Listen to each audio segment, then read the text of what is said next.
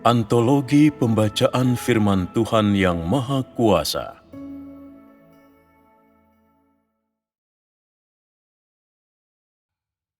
Mengenal Tuhan adalah jalan menuju takut akan Tuhan dan menjauhi kejahatan.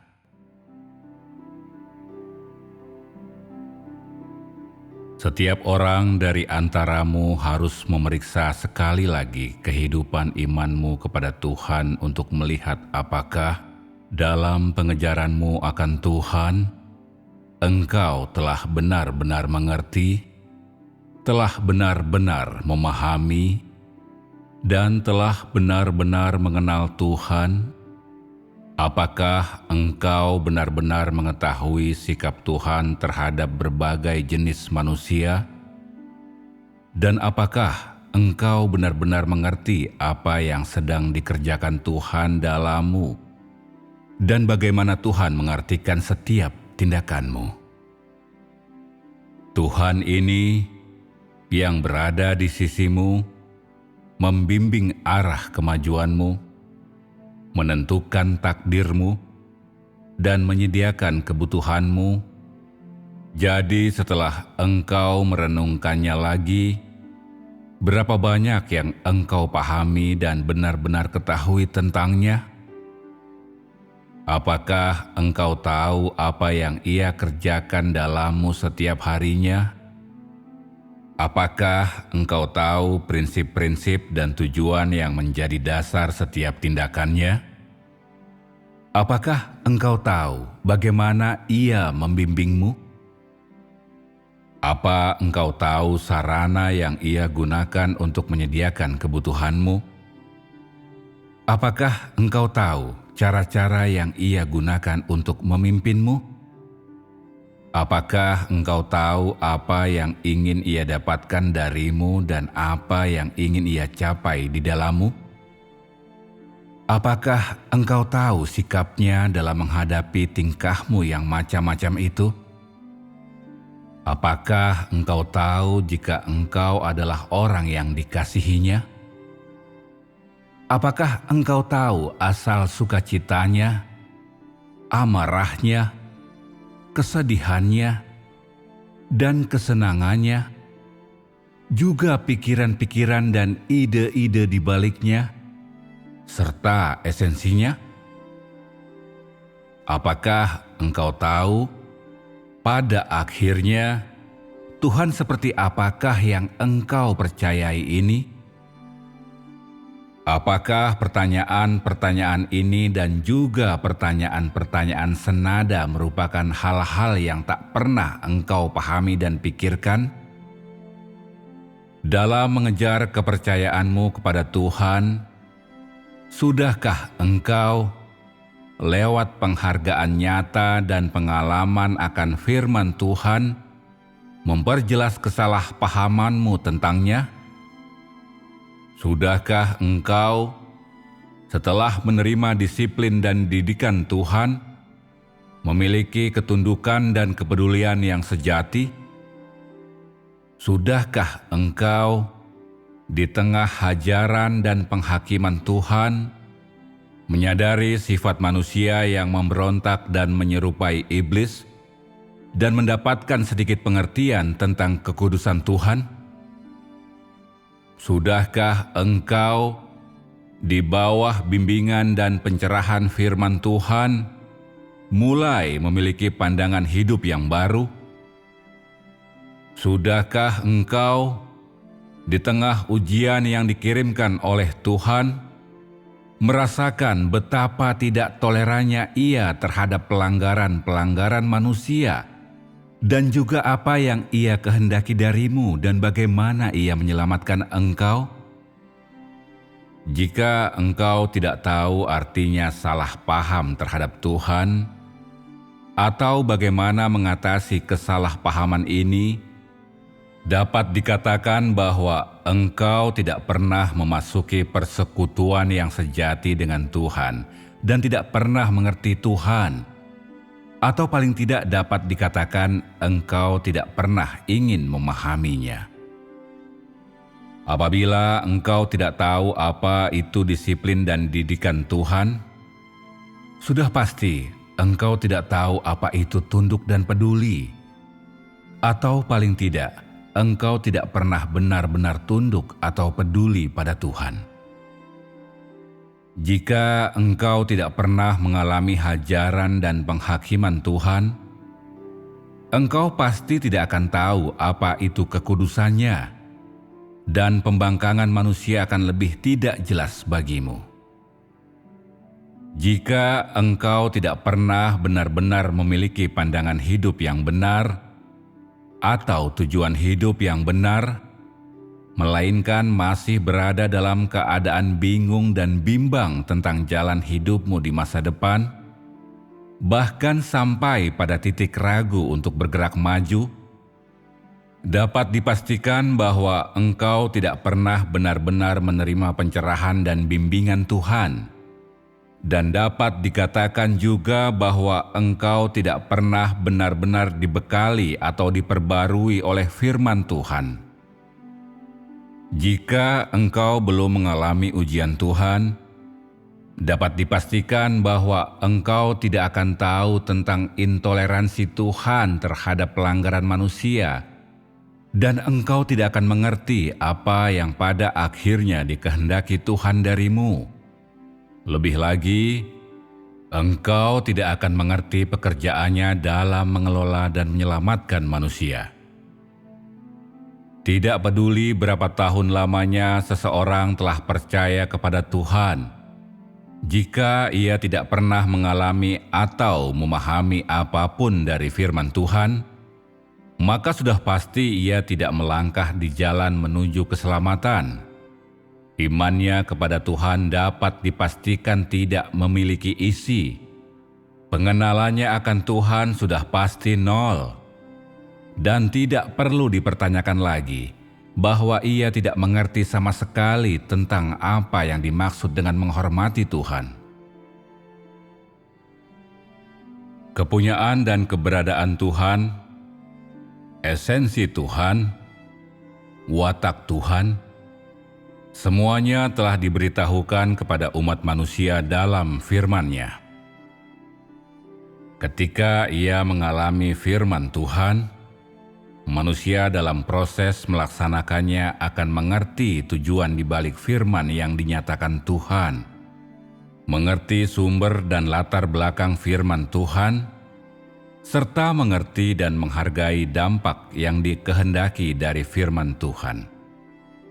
Bagi umat manusia, inilah semua hal yang harus dialami, dipahami, dan dimasuki oleh manusia supaya bisa terhubung dengan kebenaran dan kehidupan, memahami maksud Tuhan, diubahkan wataknya, dan bisa tunduk kepada kedaulatan dan pengaturan Tuhan.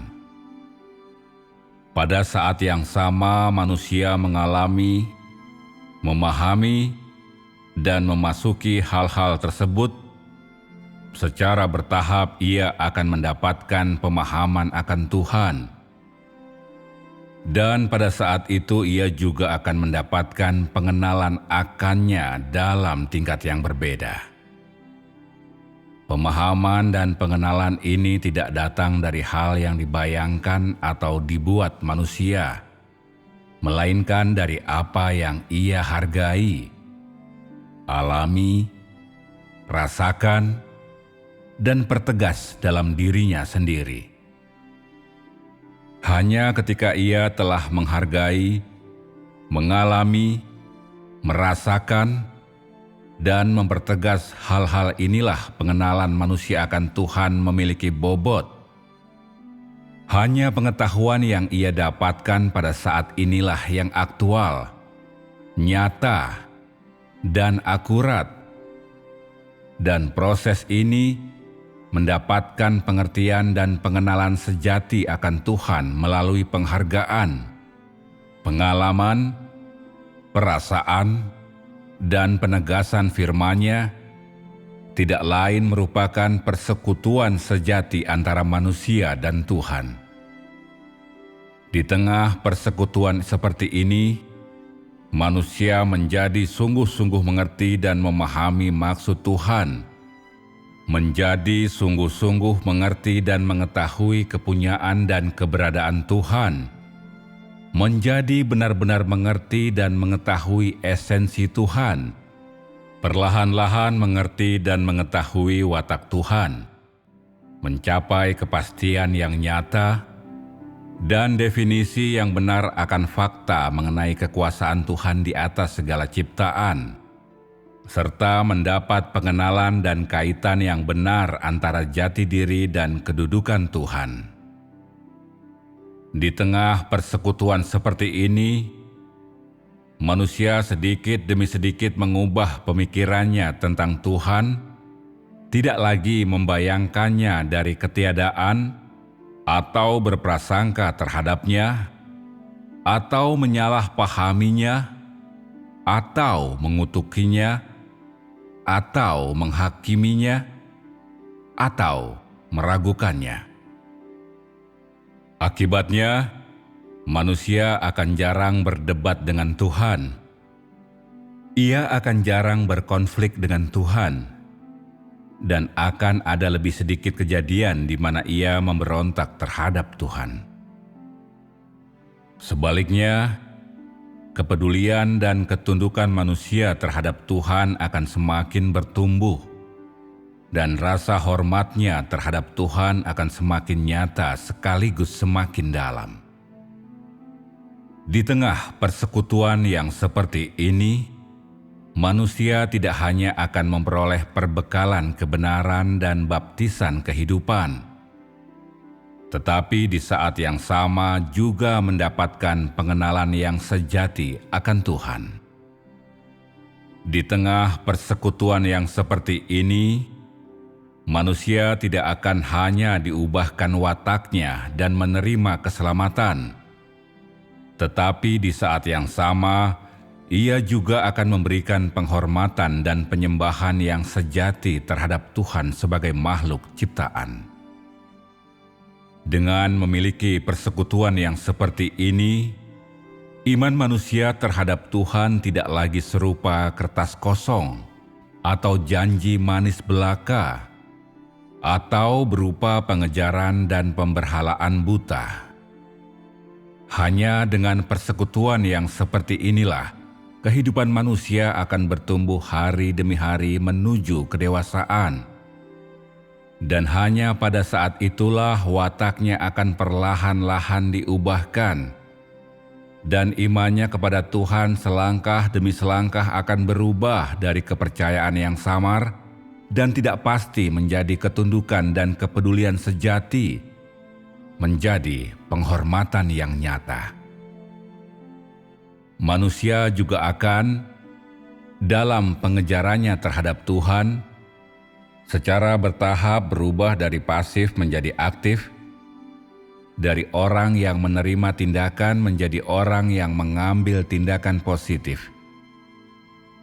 Hanya dengan persekutuan yang seperti inilah, manusia bisa mencapai pengertian dan pemahaman sejati akan Tuhan, pengenalan sejati akan Tuhan.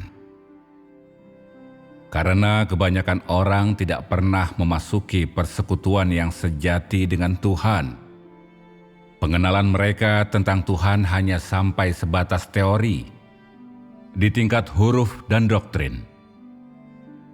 Dengan kata lain, tidak peduli sudah berapa lama mereka percaya kepada Tuhan, kebanyakan orang dalam hal mengenal Tuhan masih ada di tempat di mana mereka mulai dulu, terpaku pada bentuk-bentuk pemujaan tradisional, terjebak dalam warna-warni legenda dan tahayul feodal. Bahwasanya pengenalan manusia akan Tuhan harus terhenti di titik mulainya, berarti pengenalan itu dapat dikatakan tidak ada.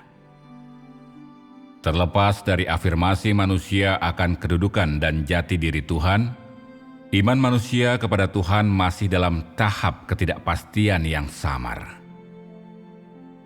Dengan demikian, seberapakah penghormatan sejati terhadap Tuhan yang dapat dimiliki manusia? Tidak peduli seberapa teguh engkau percaya akan keberadaannya, Ini tidak bisa menggantikan pengenalanmu akan Tuhan, ataupun juga penghormatanmu terhadap Tuhan. Tidak peduli seberapa banyak berkat dan kasih karunia-Nya yang telah engkau nikmati, ini tidak dapat menggantikan pengenalanmu akan Tuhan. Tidak peduli seberapa besar keinginan dan hasratmu untuk menguduskan dirimu dan memberikan semua kepunyaanmu demi Dia, ini tidak dapat menggantikan pengenalanmu akan Tuhan. Mungkin engkau telah menjadi terlalu terbiasa dengan firman yang Ia ucapkan, atau mungkin menghafalnya sampai bisa melafalkannya terbalik. Tetapi ini tidak dapat menggantikan pengenalan akan Tuhan. Apapun niat manusia dalam mengikuti Tuhan, jika ia tidak pernah mengalami persekutuan yang sejati dengan Tuhan, atau benar-benar mengalami firman Tuhan, maka pengenalannya akan Tuhan tidak akan lebih dari kekosongan belaka atau lamunan tak berujung. Bagi engkau semua yang merasa pernah bersentuhan bahu dengan Tuhan dalam perjalananmu, atau merasa pernah bertatap muka langsung dengannya, pengenalanmu akan Tuhan tetaplah nol, dan penghormatanmu terhadap Tuhan tidak lebih dari sekadar slogan kosong atau bualan semata. Banyak orang mengangkat tinggi firman Tuhan dan membaca firman tersebut setiap harinya, bahkan sampai pada tahap dengan sangat terperinci menghafal semua bagian yang klasik di dalamnya sebagai harta yang paling berharga, terlebih lagi mengkhotbahkan firman Tuhan di mana-mana, membekali dan membantu orang lain dengan sarana firman-Nya. Mereka berpikir bahwa dengan melakukan ini, mereka sedang bersaksi bagi Tuhan, bersaksi tentang firman-Nya, bahwa dengan melakukan ini artinya mereka mengikuti jalan Tuhan. Mereka berpikir bahwa melakukan ini sama artinya dengan hidup oleh firman-Nya, bahwa melakukan ini berarti menerapkan firman Tuhan dalam kehidupan nyata, bahwa melakukan ini akan memungkinkan mereka untuk menerima pujian Tuhan dan diselamatkan dan disempurnakan. Tapi bahkan saat mereka mengkhotbahkan firman Tuhan, mereka tidak pernah menaati firman Tuhan dalam penerapannya, atau mencoba membuat diri mereka sejalan dengan apa yang diungkapkan dalam firman Tuhan. Malahan, mereka menggunakan firman Tuhan demi mendapatkan pujaan dan kepercayaan orang lain lewat tipu daya, demi memasuki pengelolaan dengan upaya mereka sendiri, lalu menggelapkan dan mencuri kemuliaan Tuhan. Harapan sia-sia mereka adalah menggunakan kesempatan yang datang melalui penyebaran firman Tuhan agar dihadiahi pekerjaan Tuhan dan pujian darinya. Bertahun-tahun telah lewat, tapi orang-orang ini bukan hanya tak sanggup mendapatkan pujian Tuhan dalam proses mengkhotbahkan firman-Nya, dan mereka bukan hanya tak sanggup menemukan jalan yang seharusnya mereka ikuti dalam proses bersaksi atas firman Tuhan, dan mereka bukan hanya tidak menunjang atau membekali diri mereka dalam proses menunjang dan membekali orang lain dengan sarana firman Tuhan, dan mereka bukan hanya tak sanggup mengenal Tuhan, atau membangkitkan dalam diri mereka penghormatan yang sejati terhadap Tuhan dalam proses melakukan semua hal ini. Malahan sebaliknya, kesalahpahaman mereka akan Tuhan semakin menjadi-jadi, ketidakpercayaan mereka terhadapnya menjadi semakin mendalam, dan bayangan mereka tentangnya menjadi terlalu dilebih-lebihkan.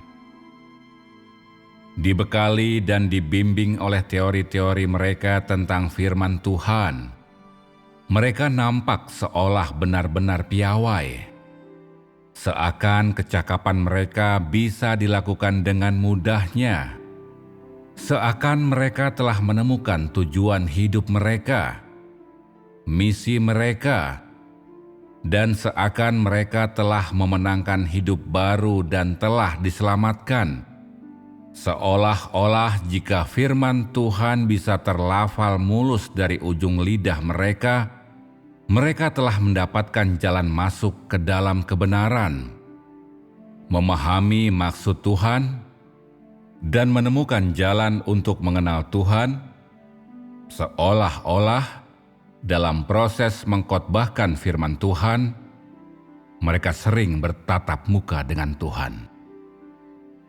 Lalu, mereka juga sering merasa tergerak untuk meratap-ratap, dan seringkali oleh pimpinan Tuhan dalam firman-Nya, mereka nampak tak henti-hentinya menggenggam perhatian tulus dan maksud baik Tuhan, dan pada saat yang sama telah menggenggam keselamatan manusia dan pengelolaan Tuhan, dan telah mengetahui esensinya, dan telah mengerti wataknya yang benar. Berdasarkan asas ini, mereka nampak semakin percaya akan keberadaan Tuhan, nampak lebih sadar akan kemuliaan-Nya, dan semakin merasakan keagungan dan keluar biasaan-Nya. Terpaku pada pengetahuan dangkal akan firman Tuhan, iman mereka nampak seperti telah bertumbuh. Ketetapan hati mereka untuk memikul penderitaan nampak telah bertambah kuat. Dan pengenalan mereka akan Tuhan nampak semakin mendalam. Mereka tidak tahu bahwa sebelum mereka benar-benar mengalami firman Tuhan, semua pengetahuan dan pemikiran mereka tentangnya hanya datang dari angan-angan dan rekaan belaka. Iman mereka tidak akan tahan terhadap ujian apapun dari Tuhan. Yang disebut kerohanian dan tingkat pertumbuhan mereka tidak akan bertahan oleh ujian dan pemeriksaan Tuhan. Ketetapan hati mereka hanyalah istana yang dibangun di atas pasir. Dan yang disebut pengenalan mereka akan Tuhan tidak lebih dari serpihan imajinasi mereka. Faktanya, orang-orang ini yang nampak telah menggerakkan segenap upaya mereka ke dalam firman Tuhan, tidak pernah sungguh-sungguh menyadari apa itu iman yang nyata, apa itu ketundukan yang nyata, apa itu kepedulian yang nyata, atau apa itu pengenalan yang nyata akan Tuhan. Mereka menggunakan teori, imajinasi, pengetahuan, pemberian, tradisi, tahayul, dan bahkan nilai moral kemanusiaan, dan menjadikan hal-hal tersebut modal investasi dan senjata militer untuk mempercayai dan mengejar Tuhan, bahkan menjadikan hal-hal tersebut landasan kepercayaan dan pengejaran mereka akan Dia. Pada saat yang sama, modal dan persenjataan ini juga mereka jadikan sebagai jimat gaib untuk mengenal Tuhan, bertemu Tuhan, dan bergumul dengan pemeriksaan, ujian, hajaran, dan penghakiman Tuhan. Pada akhirnya, yang mereka kumpulkan tetap tidak lebih dari kesimpulan tentang Tuhan yang terpaku pada konotasi keagamaan, pada tahayul feodal, dan segala hal yang berdasarkan perasaan, tidak masuk akal, dan penuh teka-teki. Cara mereka mengenal dan mengartikan Tuhan dibuat dalam cetakan yang sama dengan orang-orang yang hanya percaya dengan konsep surga di atas sana, atau orang tua di langit. Sedangkan kenyataan Tuhan, esensinya, wataknya, kepunyaan dan keberadaannya, dan hal-hal lainnya, semua yang berkaitan dengan Tuhan yang nyata itu sendiri, adalah hal-hal yang gagal dicerna oleh pengetahuan mereka. Dianggap sama sekali tidak ada kaitannya, bahkan dipandang sama sekali berlawanan dengan Tuhan. Dengan cara ini, walaupun mereka hidup dari perbekalan dan makanan firman Tuhan, mereka tetap tidak bisa menapaki jalan takut akan Tuhan dan menjauhi kejahatan. Alasan sebenarnya di balik ini adalah bahwa mereka tidak pernah kenal dengan Tuhan, dan mereka juga tidak pernah mempunyai hubungan maupun persekutuan yang sejati dengannya, sehingga mustahil bagi mereka untuk mencapai pemahaman bersama dengan Tuhan, atau membangkitkan dalam diri mereka sebuah kepercayaan, pencarian, ataupun penyembahan sejati terhadap Tuhan. Bahwa mereka harus memandang firman Tuhan, bahwa mereka harus memandang Tuhan. Cara pandang dan sikap ini telah menakdirkan mereka pulang dengan tangan hampa dari usaha keras mereka, menjauhkan mereka hingga kekekalan dari jalan untuk takut akan Tuhan dan menjauhi kejahatan. Sasaran yang ingin mereka capai, arah yang ingin mereka tuju, menunjukkan bahwa mereka adalah musuh-musuh Tuhan dalam kekekalan. Dan dalam kekekalan juga mereka tidak akan pernah bisa menerima keselamatan. Apabila dalam hal seorang manusia yang telah mengikuti Tuhan selama bertahun-tahun, dan telah menikmati perbekalan firman-Nya selama bertahun-tahun, pengenalannya akan Tuhan pada intinya sama dengan seseorang yang bersujud menyembah di hadapan berhala.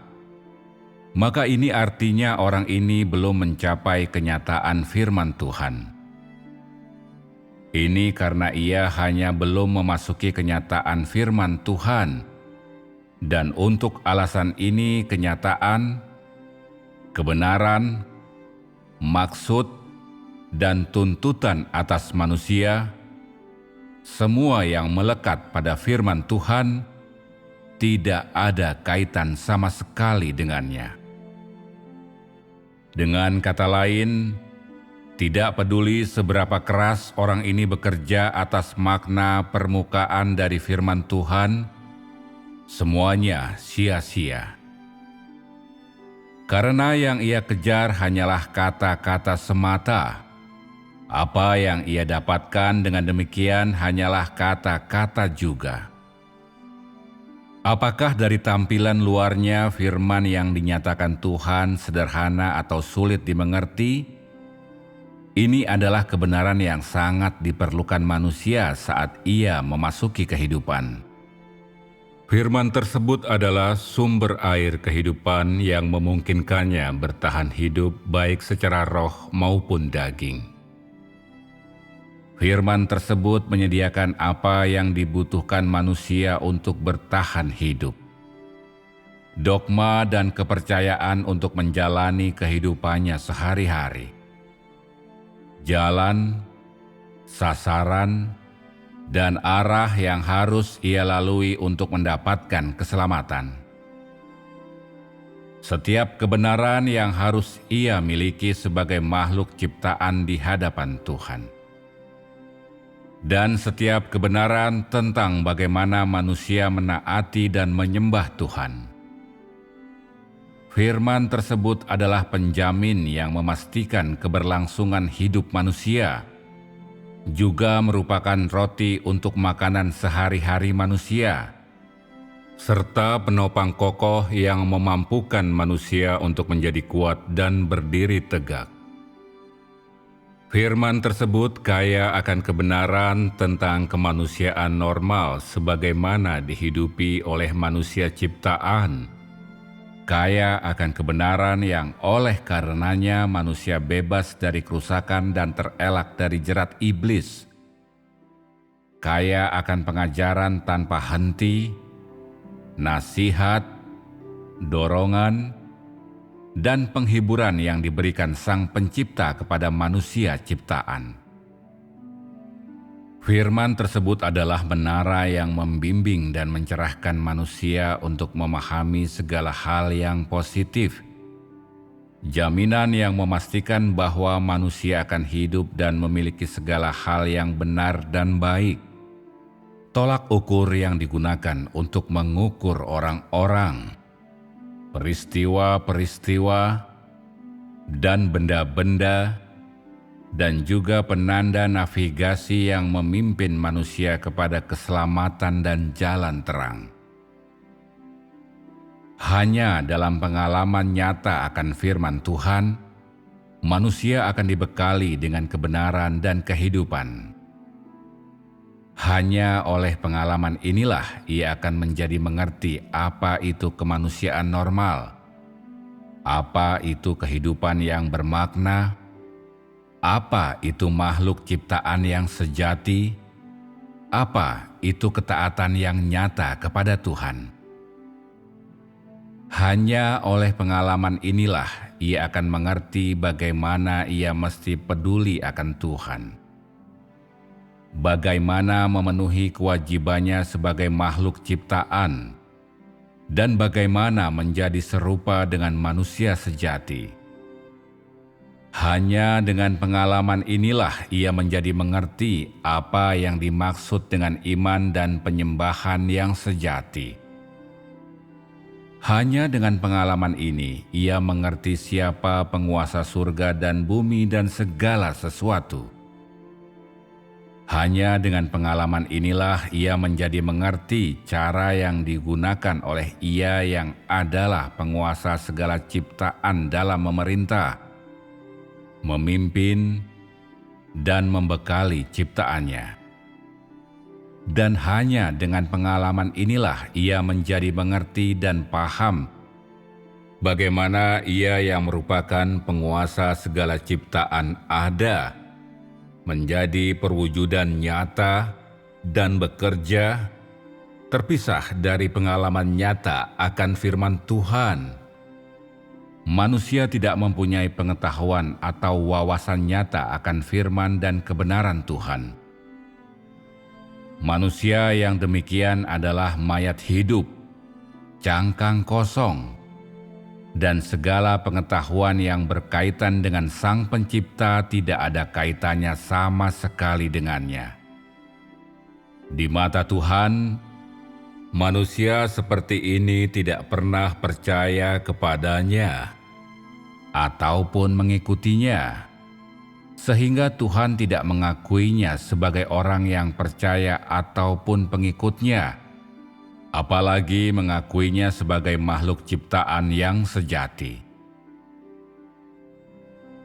Makhluk ciptaan yang sejati harus tahu siapa Sang Pencipta, apa maksud dari penciptaan manusia, dan bagaimana menjalankan tanggung jawab sebagai makhluk ciptaan, dan bagaimana menyembah Tuhan atas segala ciptaan.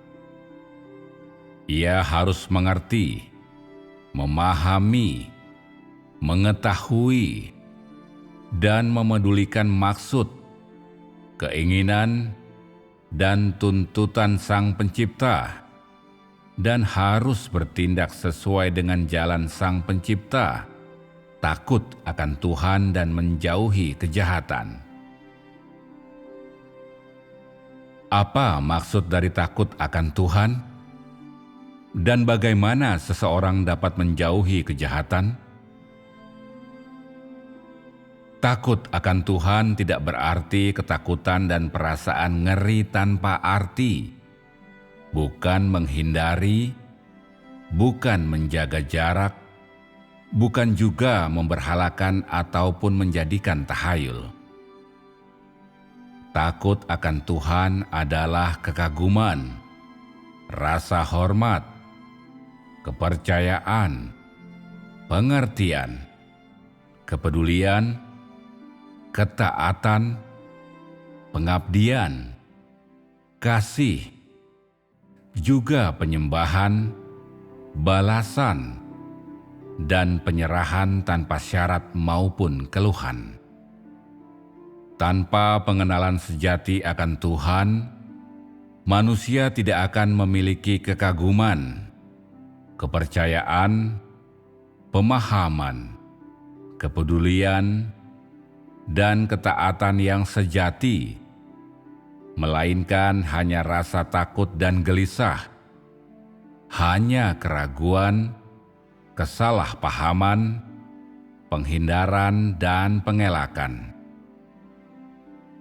Tanpa pengenalan sejati akan Tuhan, manusia tidak akan memiliki pengabdian dan balasan yang sejati. Tanpa pengenalan yang sejati akan Tuhan, manusia tidak akan memiliki penyembahan dan penyerahan yang sejati, hanya pemberhalaan dan tahayul buta. Tanpa pengenalan sejati akan Tuhan, umat manusia tidak mungkin bertindak sesuai dengan jalan Tuhan, atau takut akan Tuhan, atau menjauhi kejahatan. Sebaliknya, setiap aktivitas dan perilaku manusia akan dipenuhi dengan pembangkangan dan penentangan, dengan tuduhan penuh fitnah dan penghakiman terhadapnya, dan dengan perbuatan jahat yang berlawanan dengan kebenaran dan makna sebenarnya dari firman Tuhan. Dengan memiliki kepercayaan yang nyata terhadap Tuhan, manusia akan benar-benar tahu bagaimana mengikuti dan bergantung pada Tuhan. Hanya dengan kepercayaan dan ketergantungan yang nyata pada Tuhan, manusia dapat memiliki pengertian dan pemahaman yang sejati. Bersamaan dengan pemahaman nyata akan Tuhan, muncul kepedulian nyata terhadapnya. Hanya dengan kepedulian sejati terhadapnya, manusia dapat memiliki ketaatan yang sejati. Hanya dengan ketaatan sejati, manusia dapat memiliki pengabdian sejati. Hanya dengan pengabdian sejati terhadap Tuhan, manusia dapat memberikan balasan tanpa syarat dan keluhan. Hanya dengan kepercayaan dan ketergantungan yang sejati, pengertian dan kepedulian yang sejati, ketaatan yang sejati, serta pengabdian dan balasan yang sejati, manusia dapat benar-benar menjadi kenal akan watak dan esensi Tuhan dan mengenal jati diri Sang Pencipta. Hanya ketika manusia telah mengenal Sang Penciptalah, mereka dapat membangkitkan di dalam diri mereka penyembahan dan penyerahan yang sejati. Hanya jika mereka memiliki penyembahan dan penyerahan yang nyata terhadap Sang Penciptalah, manusia akan benar-benar bisa menyingkirkan cara-cara jahat mereka. Dengan kata lain, menjauhi kejahatan. Ini merupakan keseluruhan proses dari takut akan Tuhan dan menjauhi kejahatan, dan juga merupakan keseluruhan isi dari takut akan Tuhan dan menjauhi kejahatan, sekaligus jalan yang harus ditapaki untuk sampai kepada takut akan Tuhan dan menjauhi kejahatan.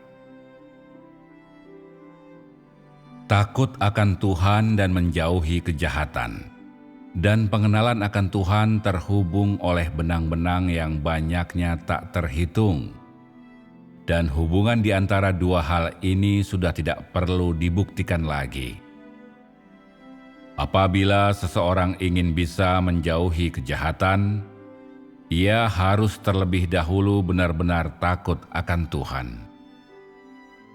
Apabila seseorang ingin memiliki ketakutan akan Tuhan, ia harus terlebih dahulu benar-benar mengenal Tuhan.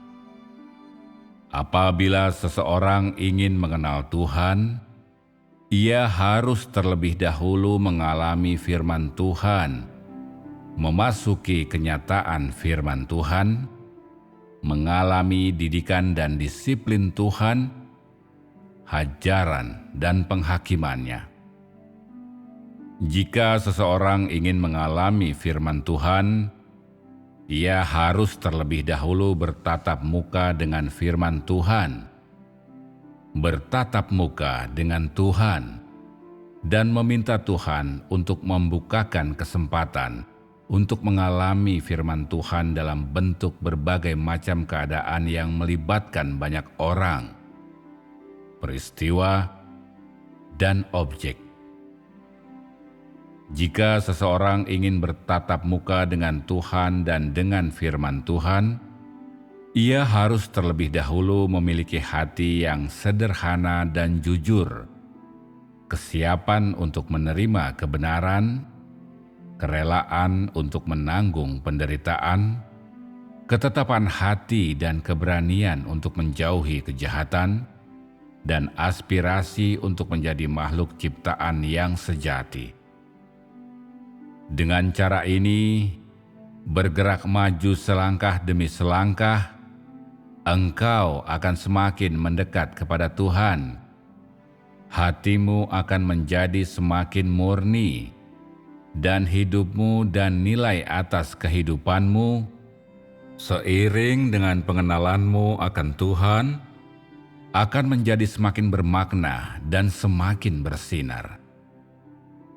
Sampai suatu hari, engkau akan merasakan bahwa Sang Pencipta bukan lagi suatu teka-teki, bahwa Sang Pencipta tidak pernah tersembunyi darimu, bahwa Sang Pencipta tidak pernah merahasiakan wajahnya darimu, bahwa Sang Pencipta sama sekali tidak berada jauh darimu, bahwa Sang Pencipta tidak lagi Ia yang engkau rindukan di dalam pikiranmu tapi tidak dapat dicapai oleh perasaanmu, bahwa Ia benar-benar dan sungguh-sungguh menjagamu di sisi kiri dan kananmu, membekali hidupmu, mengendalikan takdirmu.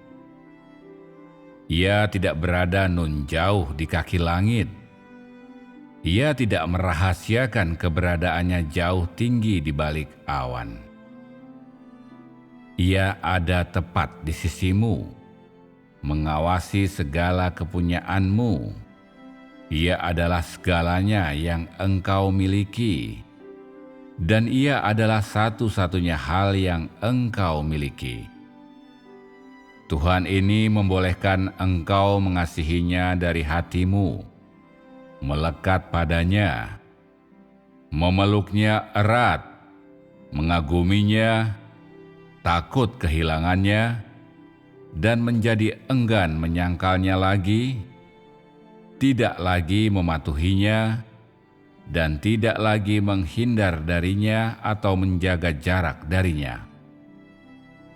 Yang engkau inginkan adalah memedulikannya, mematuhinya, membalas semua yang telah Ia berikan kepadamu, dan menyerah kepada kekuasaannya.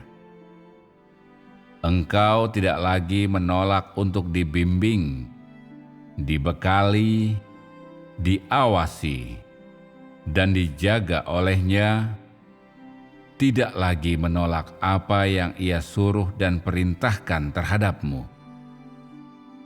Semua yang engkau inginkan adalah mengikutinya, berjalan di sisi kiri atau kanannya.